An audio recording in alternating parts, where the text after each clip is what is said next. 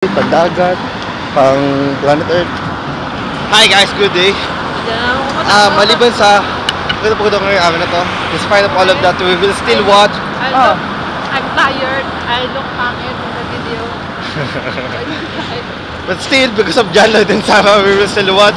It takes a man and a woman. Tatawid muna kami. So at least nakadocument kung sino sasagasa sa atin. Tayo pa bibigyan pa yun yung bandang huli. Huli tayo ng pulis.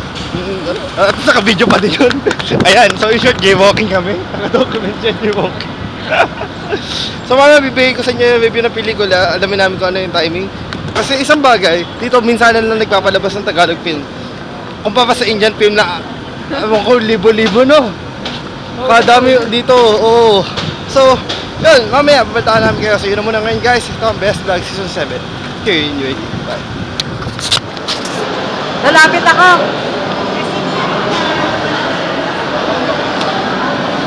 Hi guys, we just finished watching It Takes a Man and a Woman. It's actually the third installation of the franchise film from Best Special Love of ano isa? Best Special Love at saka anyway, ano masabi ko? Well, awesome. Yes. Sa mga itong pelikula, mas deep yung tackle nila sa story. Although hindi nawawala from very light drama to heavy drama to wala kamatayang comedy.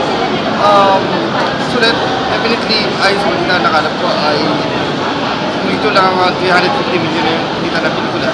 What more sa mga dating araw pa. So tingin ko malalik ko sa inyo yata yung highest cost film sa Pilipinas.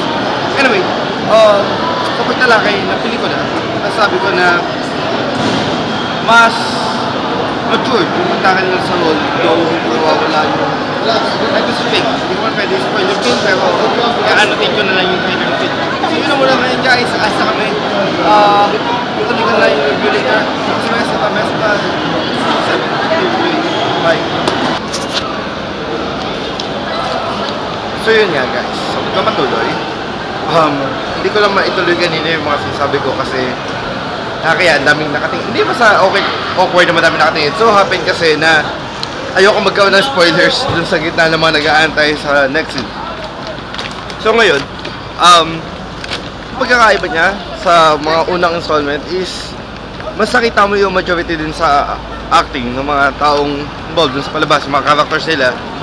And it's good to see how all of the characters matured and how changes affected dun sa time goes by. Kasi ilang taon yung nakalipas mula nung huling pinalabas yung dating film.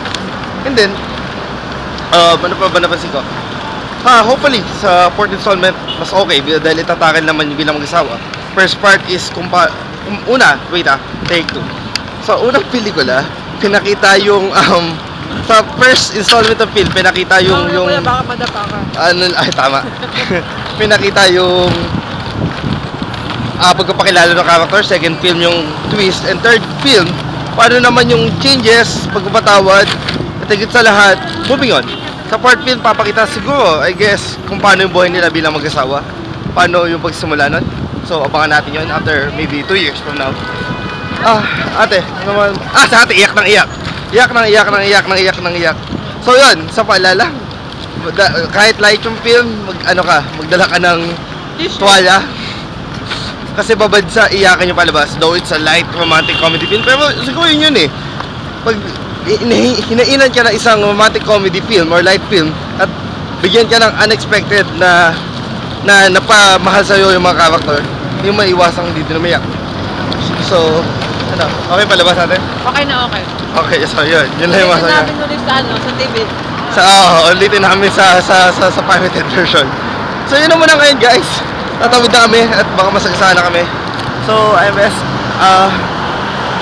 Ito yung Best Vlog movie review, movie time. So next time ulit. Salamat. Bye.